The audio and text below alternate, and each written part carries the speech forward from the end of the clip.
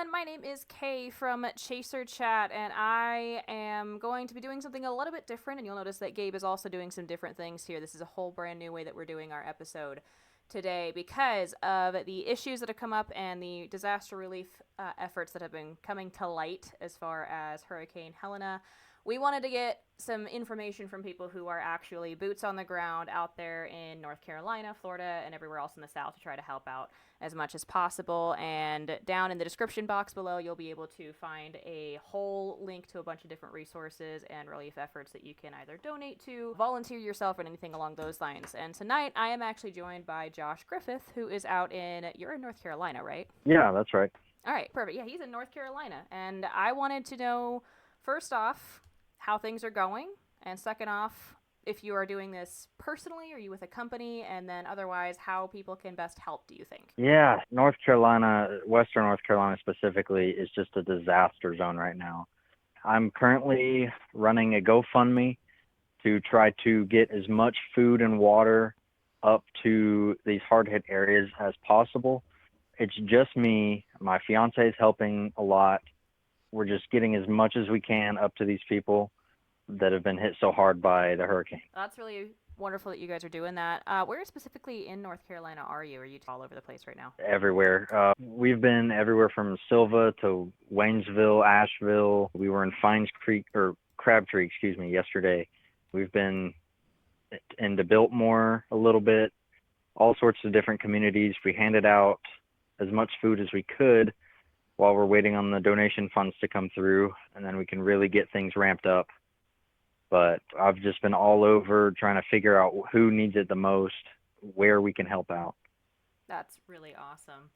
Being all over the place and whatnot, I'm sure that you're seeing quite a bit of what's going on. Can you go into a little bit more detail so people can understand just how bad things are? Don't have to get into anything super specific or graphic, but it seems like the news, it's very easy for us to really separate ourselves from what's going on, and that's one of the reasons that we're trying to chat with people who are actually there so that we can get people to be like, hey, this is an actual thing. People really need the help, and the best way to do that is by talking to people who are actually truly out there. So if you wouldn't mind sharing some details as to what's going on out there specifically, I'd appreciate it. Yeah. I think for the most part, people just really need water. That's the main concern I've seen all day today. After we handed out all the food and supplies we had, and the local officials had run out of water, we had run out of water to give out at the Asheville Mall. So we were driving back to our house in Leicester, North Carolina. We were watching people on the side of the road pick up water out of standing water left back from the floods using cut-out milk jugs, whatever they had, to try to get some of that water off the side of the road. I guess they were going to boil it. I don't know, but people are desperate for water right now. We've driven through a lot of communities that the floods ravished, where it's hard to even get to some of these places. We couldn't get to a lot of them because we'd get to one part of the road and the bridge would be washed out, or there would be 2 feet of mud in the road. We've just driving through neighborhoods and seeing a semi-truck parked or just washed into the middle of the road. It's unreal. It's unreal what's happening right now. So people really need help. I appreciate you meeting with me. This is going to be a super quick interview. I appreciate you hopping on. Send me the link to your GoFundMe, and we will make sure that water becomes really high on the list of things that we push people to try to help get resources to. I really appreciate you taking the time to do this too and get the information out, because people need to hear it. Yeah, I'm glad to do it. It's something that I told Gabe when he brought me on to Chaser Chat that I wanted to start doing more of, is trying to help coordinate some disaster relief and try to help get words out for people to help afterwards. Thank you for meeting with me. I really appreciate it. Take care of yourself. I wish you and your fiance luck. And again, really thank you from the bottom of my heart for taking care of everybody the way that you have been this week. Hey there, folks. I've got Shawn Hendrix on the line right now. He is part of the Mr. Beast crew, and he is also from North Carolina, as that's where Mr. Beast operations are ran out of. Shawn, how's it going today? Good. We got DOT starting to catch up to us where we're at on these rescue efforts and getting the roads open. We've been focused on getting life-saving supplies up to people that are up in the mountains. There's no roads left. This isn't something you can in a couple of days. But they have been building roads for us and getting us closer and closer. Supplies are starting to roll in. We're no longer limited to 1 bottle of water a day. So that's great. We're actually starting to see some food and water come in. Water's actually pretty good today. Not seeing much of an issue. But yeah, big, huge swing. This is the way it is always in these areas. It's really bad, and then it starts to pick up really fast as everybody gets here and all the stuff starts rolling in. So it sounds like it's a momentum play where things start to Huge snowball in the right play. direction. That's right. Yeah. There's no water, and it's, oh my God, we need to move more water, get more trucks, get water out to people. But the thing to remember is when we're doing good down here in the city, we're still trying to get to people who are living way back in these mountains. This is a pretty mountainous area. It's rough.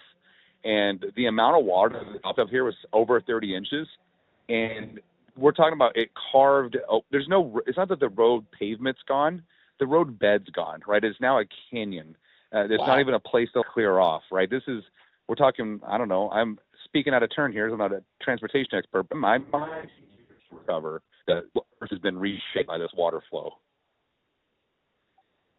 Now, a couple of things that I wanted to ask you about, because I've been following along your Twitter timeline, and there's been some really interesting stuff that I think we haven't seen before with disaster recovery efforts in the past. Could you speak a little bit about how Starlink is helping everybody this time around? Well, it's something that's so catastrophic. There's no cell towers. There's no electricity. We're back to the Stone Ages, right? Ham radio is wonderful. It still is. Radios are for point-to-point, team-to-team, local communication. But ham radio is much harder to get out to get information out of what we need in this area. So local comms, point-to-point, ham radio. Starlink gets us out and tells people what we need to come in with. And a Starlink size of a backpack, and it does more than these huge EMS trailers that have the satellite dishes on them. It's faster, it's easier to set up, and it uses less power. You can't hike a trailer back up in the woods. It's given us high-speed comms. The fact that I'm able to post videos is because we are traveling around with Starlinks everywhere we go. So people are getting real-time updates of what's going on, and I'm able to literally ask for supplies to the entire world at a moment's notice. Hey, we need baby food. Hey, we need porta potties. Hey, I needed batteries flown from Florida, and we got them. You know what I mean? It's been incredible what Starlink's allowed us to do. Yeah, it really seems like some of the better aspects of modern technology, social media, really shining through during this event. 100%. Yeah, social media for social good. And also the other thing too is I've got a little bit of influence on the internet, and what is it worth other than like self-gratification? But then all of a sudden now you can turn it into really helping people. So I think that's the good side of it. I think maybe that's what we focus on more. But it's been wonderful to see how people, they reshare and they message me. I got a friend of a friend who has a private plane that's willing to loan it to you. Wow. I just got a PJ for free because of X. And that's the power that social media has. So I think it gets demonized, but here it is. It's saving lives. There's no doubt. I can say that without a doubt. It's saving lives, period. And then again, at the Starlink side, they've been great. Actually, at Starlink reached out to me. They've made my account. Any Starlink dish I add to my account is free now. Oh, awesome. Yeah, Sarah at Starlink reached out. They talked to whoever they needed to talk to at their side and got it done quick. So now we're just able to have these pre-set up, and I don't have to worry about it. I don't have to worry about typing a credit card number in or all that. It takes time, and minutes matter. And so in fact, I can just turn it on, and it's just on my account and paid for. It saves us 10, 20 minutes every time. I don't know if I can explain how massive that amount of time is. Oh, it absolutely sounds like it would just add up if you had to keep doing it over and over again. And the last thing I wanted to ask you about before we talk about how people can help if they're so inclined is drones, because I see you guys are working a lot with those. And I imagine, especially given the terrain, and like you mentioned, it's not just roads that are gone. It's like literally the entire road bed that's gone. How are drones helping you guys to actually get supplies out there, help find survivors, that sort of thing? Two ways. Thermal drones tell us what houses have people in them, right? We see warm pipes. We see people out cleaning up their yards. So we go through with thermal drones and tag them. And then we could send a drone that has a speaker and a microphone on it. And they come back to me. We basically fly it down there, and they talk to the drone and tell us what they need. I need baby food. I need heart medicine. I need oxygen. So we don't just bring them protein bars and water when the guy needs his heart medicine. So we're able to target life-saving, because we just can't get these people out. There's no getting these people out of the situation. We're talking miles and miles of washed-out roads. The other way we use it is, let's just say there's a downed bridge, and we can get the community to gather on the other side of the bridge while the water's just ripping through, and we can use the drone to hop it over the bridge over and over again. We can move a pallet every 15 minutes or something. And so it lets us, that last 100 feet that we can't cross, get stuff to people. So that's been pretty helpful. The main thing is I think people get frustrated with FEMA or with National Guard, whatever the government response is. They have to understand that's recovery. Like that takes time to get moving. It's a big machine. Rescue really is you first, right? Self-rescue is the thing you have the most control over. Then once you've done everything you can do, it's your local PD, your local firefighters, and your local people that are really going to affect day one rescue. It's just not realistic to think the government is going to be there for you on day one. And to be frustrated about it, and worse, plan on that happening is how you end up in a bad situation. Expect a self-rescue, and then expect your local community to rescue you secondly. And the more people that self-rescue, the less burden it is on the local PD and fire departments and people to get people out of there. Does that make sense?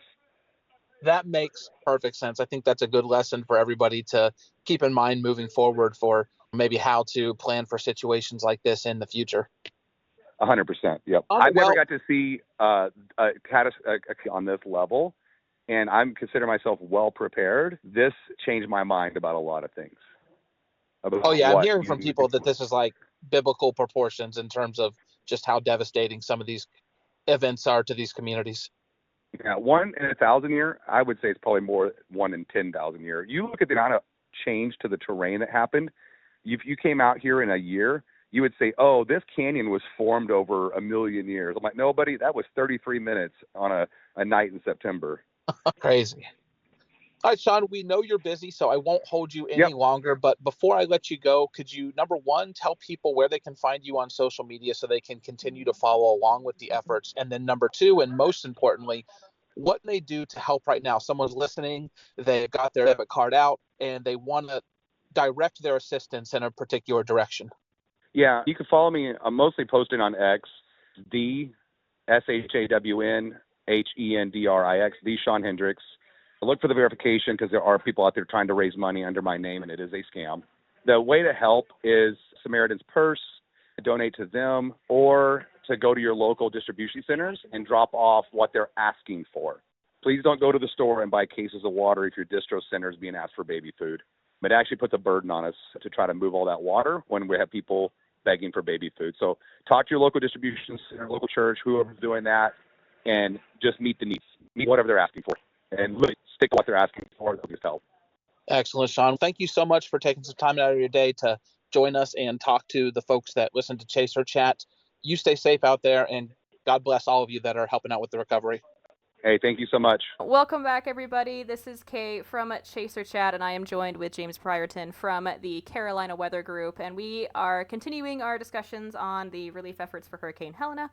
And he has a pretty unique opportunity to tell us about some stuff that's been going on in North Carolina, specifically as a local, you're a news anchor, correct? I guess you could say journalist or producer, yeah. So can you tell us a little bit about what's going on in North Carolina right now?